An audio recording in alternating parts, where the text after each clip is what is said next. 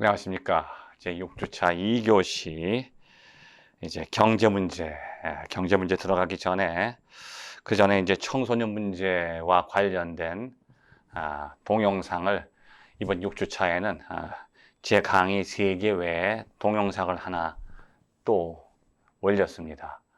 여러분은 그래서 청소년 문제 강의를 듣고 그 동영상을 이제 편안하게 한번 시청하시고 그 동영상을 이제 여러분 과제에 A4 이제 한 장에다가 이제 전체 강의 요약할 때 그 동영상을 보고 여러분이 느끼신 것, 지금 청소년 문제의 그 현실에 대해서 여러분이 느낀 점을 함께 좀 소감을 써주시면 좋겠습니다. 사실은 그 일진 캠프 그 임기복 원장님과 제가 오래전부터 조인을 해서 이번 학기 강의의 내용을 우리가 공부하고 그 현장에 가서 청소년들과 만남을 가지는 그런 하나의 현장 학습을 우리가 하려고 준비를 다 해놨는데 그 안타깝게도 코로나 때문에 그 일진 캠프가 금년 안에는 열리기가 힘들고 우리도 거기 방문하는 데 있어서 우리가 온라인 강의를 하기 때문에 어려움이 있어서 하는 수 없이 여러분이 동영상으로 그렇게 그 청소년 교육 프로그램에 대해서 한번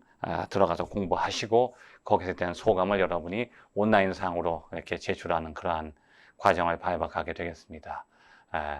안타깝지만 할 수 없고 그렇게 여러분이 좀 참여해 주시기 바라고, 이 시간에는 이제 경제 문제, 이코노미, 경제라고 하는 게 이코노미, 오이코스, 이게 이제 그리스어지, 그리크, 집이란 뜻이에요. 노미는 노모스, 노모스는 규칙, 원칙, 그러니까 방식, 뭐 여러 가지 뜻이 있는데 집을 잘 유지시켜 나가는, 살림살이를 잘 유지시켜 나가는 방법, 뭐 그렇게 할 수도 있죠. 근데 여기서는 집이라고 하는 게 그냥 단지 우리 집뿐이 아니라 삶의 공간이에요. 인간의 삶을 잘 유지시키고 영위하기 위한 재화와 용역, 눈에 보이는 것은 재화, 보이지 않는 것은 서비스, 용역이죠. 재화와 용역의 생산, 분배, 소비에 관한 활동, 그것을 경제라고 할 수 있죠. 우선 여러분이 경제에 대해서 기초적인 지식을 우선 가지셔야 되는데, 이 시간은 경제학 원론 시간도 아니고 경제 통계, 경제학 이론을 공부하는 시간은 아닙니다. 그 대신 이 경제라는 것이 인문학적으로 어떤 의미를 가지고 또 우리는 어떤 의미에서 그 경제를 분석하고 이해해야 되는지를 인문학적 관점에서 한번 살펴보는 시간이죠. 자, 인문학적 관점에서 경제를 우리가 살펴본다면 인간은 호모 에코노미쿠스예요. 에코노미쿠스. 인간은 경제적 동물이죠. 경제적으로 사고하고 경제적으로 행동해요. 근데 그 경제적으로 사고한다는 게 뭐냐 하면, 항상 인간은 머릿속에 자기에게 도움이 되고 좋은 거, 유익한 것, 자기에게 이익이 되는 것과 자기가 손해보는 것을 늘 비교합니다. 손해본다는 것은 금전적으로는 돈을 손해보는 거지만 정신적으로는 내가 고통을 느끼는 거예요. 그러니까 정신적으로 한쪽에서 내가 만족과 쾌락을 추구하고 한쪽에서는 고통과 슬픔을 멀리하고 거부해요. 그래서 그 사이를 늘 비교합니다. 내가 살아가면서 어떻게 하면 기쁨과 만족을 극대화시키고 슬픔과 고통을 줄여나갈까? 이것을 경제학적 용어로 효용이라고 그러죠. 효용을 극대화시킬 것인가? 끊임없이 분석을 해요. 경제적으로 사고하는 거예요. 그것은 단지 기업인들 뿐이 아니라 모든 인간들은 다 경제적으로 사고해요. 그래서 인간을 경제적 동물이라고 그래요. 경제적 인간. 그래서 끊임없이 비교한 다음에 슬픔과 고통보다 거기서 내가 행복과 만족을 더 얻을 수 있구나. 슬픔과 고통보다 만족과 기쁨이 더 클 때 인간은 행동을 합니다. 어떤 행동을 하냐면 그것을 선택해요. 끊임없이 선택하는 거죠. 예를 들면 여러분이 지금 인간과 사회라고 하는 이 과목을 선택했어요. 선택 과목이죠. 필수 과목이 아니잖아요.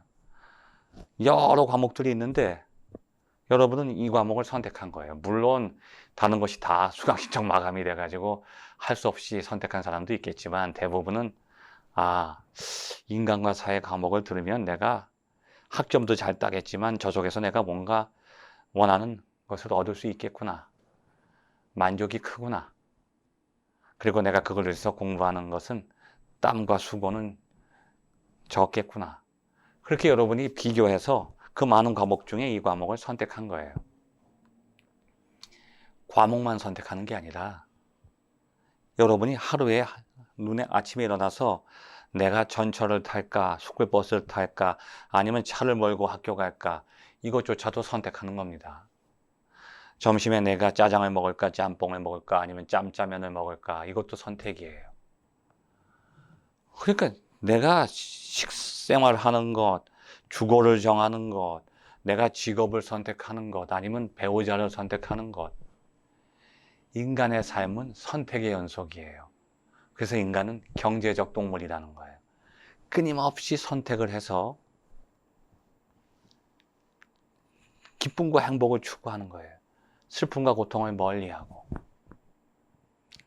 그런데 인간은 왜 그렇게 기쁨과 행복을 추구하고 슬픔과 고통을 멀리하려고 선택할까요? 인간이 선택하는 이유가 있어요.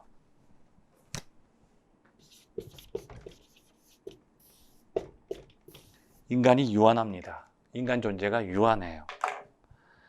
자기가 완전하지 못하다는 걸 알아. 내가 부족하다는 걸 알아. 그래서 그 부족함을 채우려고 하는 거예요. 자신의 부족함을 채워서 그 한계를 극복하려고 하는 거예요. 그래서 만족을 추구하고 쾌감을 추구하고 행복을 추구하는 거예요. 그리고 그 슬픔을 자신이 유한하기 때문에 자신이 느끼는 그 슬픔들을, 고통들을 극복하려고 하는 거죠. 그래서 인간의 존재는 유한해. 그 인간이 유한하다고 하는 것을 여러분이 어떻게 알 수 있느냐? 나는 유한한지를 잘 모르겠어요. 그럼 그걸 어떻게 알 수 있느냐? 욕망을 통해서 아는 거예요. 욕망이 무한해요. 인간이 유한하기 때문에 인간의 욕망이 무한한 거예요. 그러니까 끝없이 욕망이 있어요. 왜냐하면 인간은 끝없이 유한하기 때문에. 근데 욕망은 무한한데 그 욕망을 채우는 현실도 무한하면 아무 문제가 없어요. 경제 활동을 할 필요가 없어요. 내가 원하는 것이 뭘 원하든지 다 여기 있다. 돈을 원하든지 아니면 이성을 원하든지 학문을 원하든지 내 원하는 것을 즉시 내가 다 현실 속에서 다 찾을 수 있다면 항상 만족하죠. 유한함이 극복되는 거예요. 그런데 내 욕망은 무한한데 현실이 그걸 따라주지 못해. 내가 원하는 만큼 현실이 만족감을 주지 못하는 거예요. 그러니까 욕망과 현실 사이에 현실은 유한하단 말이에요. 여기 갭이 생기는 거예요. 욕망과 현실 사이에 갭이 생겨요. 그러니까 이 갭이 크면 클수록 자꾸 불안한 거예요. 괴롭고 슬픈 거예요. 근데 현실이 자꾸 멀어지니까 좌절감을 맛보는 거예요. 실패를 맛보는 거죠. 그럼 이것을 어떻게든지 줄여야 되잖아요. 줄일수록 만족감이 커지는 거예요. 슬픔이 줄어드는 거죠. 그럼 이 갭, 욕망과 현실 사이의 차이, 이것을 경제학적인 용어로 뭐라고 하느냐? 희소성이라고 해요. 희소성. 그러니까 결국은 인간은 경제적 동물이다. 그리고 왜 경제적으로 사고하고 행동하느냐? 희소성을 줄이려는 거예요. 여러분이 이 강의를 선택한 것도 이 강의를 통해서 느끼는 그 희소성, 욕망과 기대치와 현실 사이의 간격을 줄여서 만족감을 극대화시키는 거예요. 근데 그게 들어맞을 때도 많지만 어떤 때는 내가 느끼는 만족보다 비용과 고통이 더 큰 거예요. 수익보다 비용이 클 때도 있어요. 그런데 대부분 인간은 현명하게 경제적으로 사고하기 때문에 비용보다는 이익이 더 큰 쪽을 선택하는 거죠. 그래서 이 시간 여러분이 선택한 인간과 사회 과목도 여러분에게 더 큰 이익을 주고 효용과 만족감을 주게 된다면 아, 내가 선택을 잘했구나. 이렇게 생각하는 거죠. 그래서 경제가 움직여지는 것은 모든 인간이 희소성을 느끼는데 그 희소성을 줄이려고 하기 때문에 경제가 움직여지는 거예요. 모두가 만족감을 느끼려고 하죠. 그런데 그 희소성이라는 게 사람마다 똑같질 않아요. 사람마다 똑같질 않아요. 어떤 사람에게는 희소성이 큰 것이 있는데 다른 사람에게는 그게 희소성이 작아요. 만족이 작아요. 예를 들면 여기 맥주가 한 컵이 있고 여기 위스키가 한 병이 있어요. 여러분은 어떤 것을 선택할 거예요? 오, 위스키를 택하죠. 근데 모두가 그런 게 아니에요. 그것은 알코올을 잘 좋아하는 사람들에게나 그렇지 전혀 술을 못하는 사람에게는 오히려 맥주가 더 나을 수도 있어요. 그래서 희소성이라고 하는 것은 사람에 따라서 달라요. 희소성은 사람마다 다르다. 근데 사람마다 다를 뿐 아니라 사람마다 다르기도 하지만 시간과 장소에 따라서도 달라요. 과거에 희소성이 컸던 것이 과거에 많은 사람들에게 행복을 줬던 것이 지금은 행복을 주지 않을 수도 있어요. 한번 잘 생각해 보세요. 어떤 것이 그런 게 있을까요? 과거에는 돈이 희소성이 있었어요. 100년 전에는. 근데 최근에는요, 돈보다 사람들이 더 희소성, 기쁨과 만족을 느끼는 게 있어요. 지금은 정보화 사회니까 돈보다는 정보가 더, 돈이 힘이 아니라 정보가 힘이에요. 희소성이 변하는 거예요. 장소에 따라서도 변해요. 여러분이 여기 물 한 잔과 다이아몬드가 여기 있어요. 어떤 것을 선택할 거예요? 어떤 것이 여러분에게 기쁨과 행복을 더 크게 줍니까? 물일까요? 다이아몬드일까요? 당연히 여러분 다이아몬드를 선택하죠.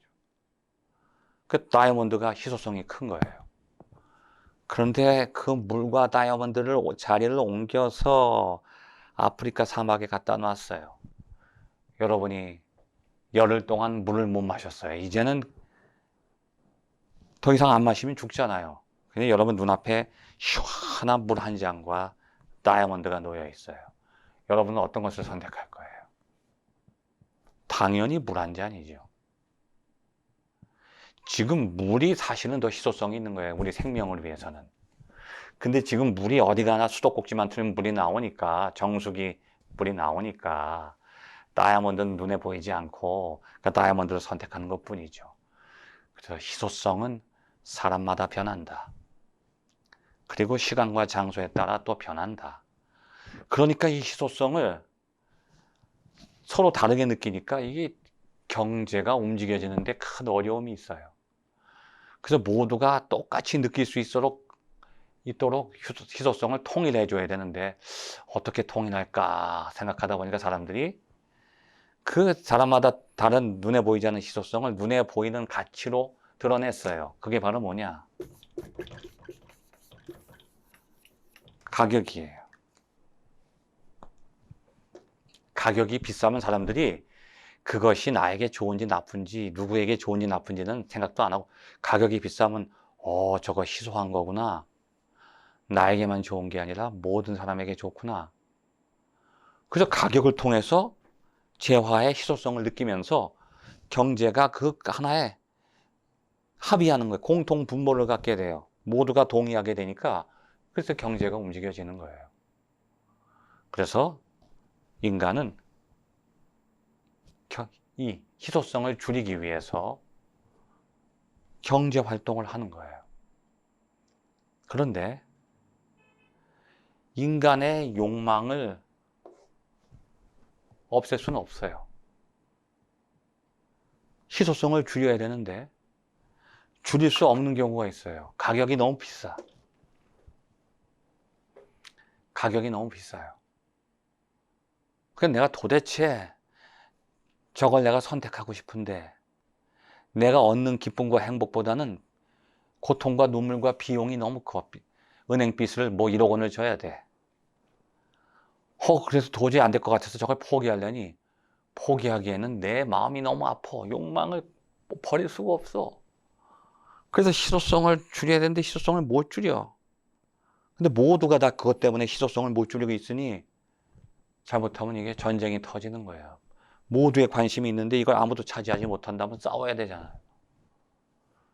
그런데 이 경제적 인간은 경제적으로 지혜를 발휘해서 저것을 내가 완전히 선택할 수는 없어도 불가능하지만 비슷하게 선택할 수 있겠다.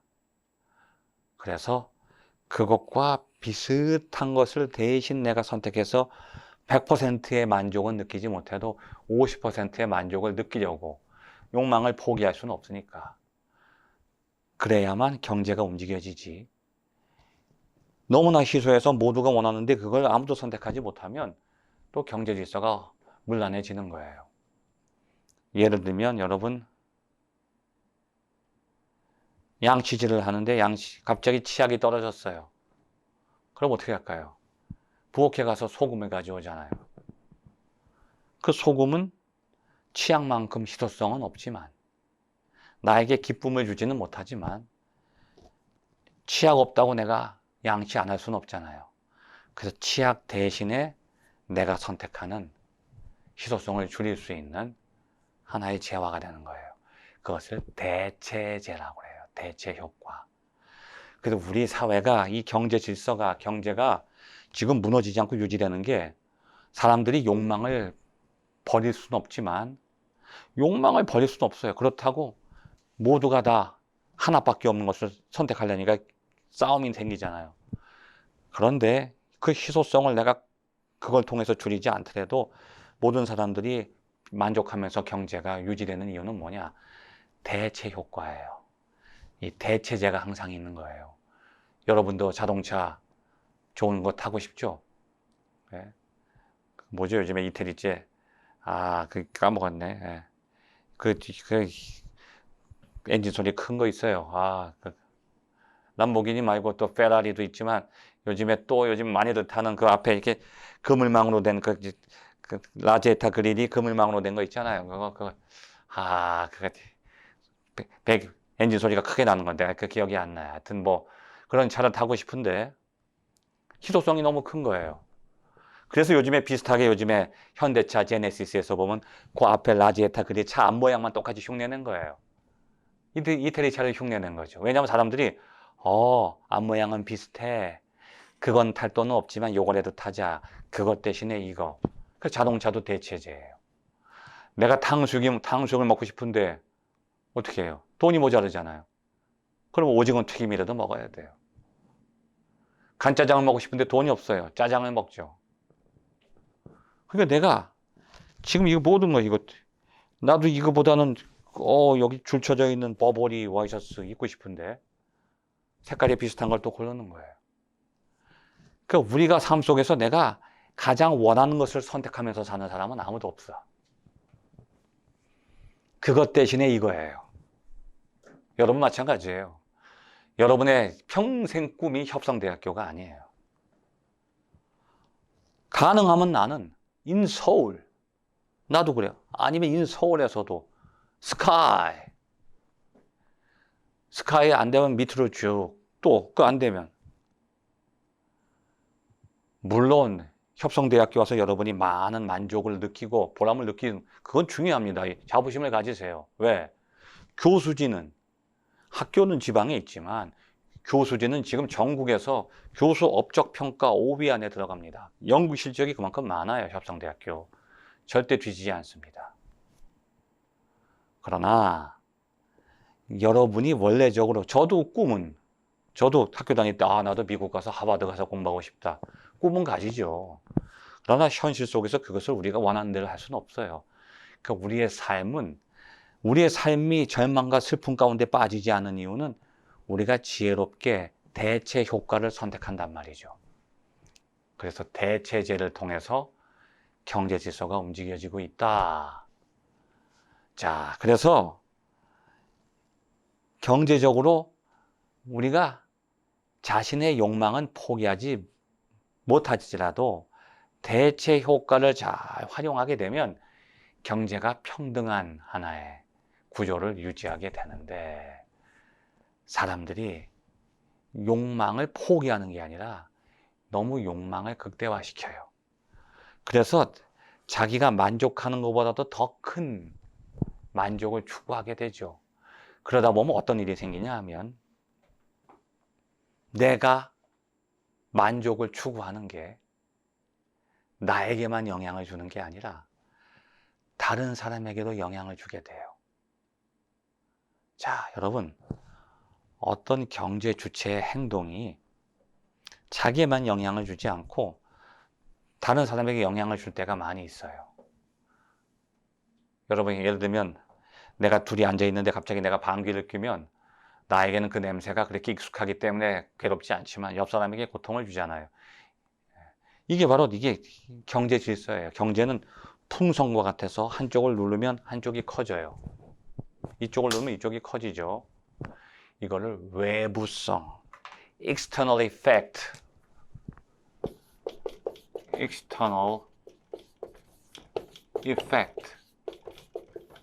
외부성, 외부 효과라고 그래요. 어떤 경제 주체의 행동이 다른 경제 주체에게 영향을 주는 것을 외부성, 외부 효과라고 하는데, 이것이 왜 경제에서 가장 결정적인 문제인가 하면, 사과가 10개 있는데 지금 10개를 놓고 함께 먹는 거예요. 근데 4개 먹을 때까지는 전혀 문제가 없어요. 아직 2개가 남았으니까.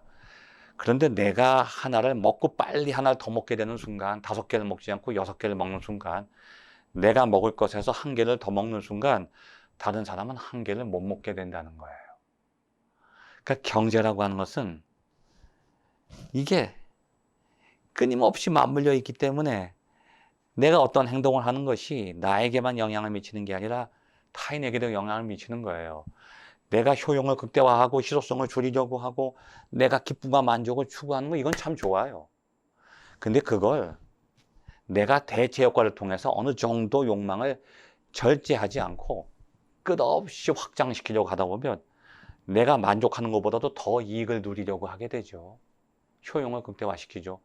그런데 어떤 시점이 되니까 갑자기 그것이 다른 사람에게 손해를 끼쳐. 자, 여러분, 지금 가을철 되면 이제 꿀을 많이 따는데 보니까 이상하게 과수원에 가면 벌통이 있어요. 여러분, 왜 벌통이 있을까요? 벌은 꽃이 필요하고요. 꽃은 벌이 필요해요. 벌은 꽃을 수정시켜서 열매 맺게 하고, 꽃은 또 벌에게 꿀을 주잖아요. 그러니까 과수원에서는 양봉업자가 올 때 박수를 치는 거예요. 서로 좋은 영향을 주는 거죠. 그런데 또 그런 경우도 있어요. 사촌이 땅을 샀다. 배가 아파요. 그 사람이 땅을 사면 행복한데 나에게 고통을 준다는 거예요. 그러니까 이게 외부성이라는 게 좋은 영향을 주면 괜찮은데 나쁜 영향을 줄 때가 있어요. 내가 이익을 여기까지만 취해야 되는데 거기서 욕심을 넣어버려서 이익을 조금 더 취해. 그 이익만큼이 다른 사람에게 손해를 끼칠 때가 있어요. 이게 바로 파레토의 적정이라는 거예요. 파레토 적정.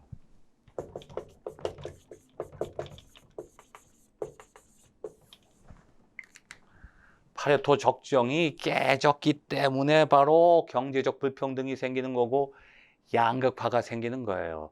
지금 내가 얼마만큼 손해를 보고 있다는 것은 내 받을 이익을 누군가가 누리고 있다는 얘기죠. 이 문제를 가지고 우리가 이제 다음 시간에 경제적 불평등 문제를 함께 논의하도록 하겠습니다. 감사합니다.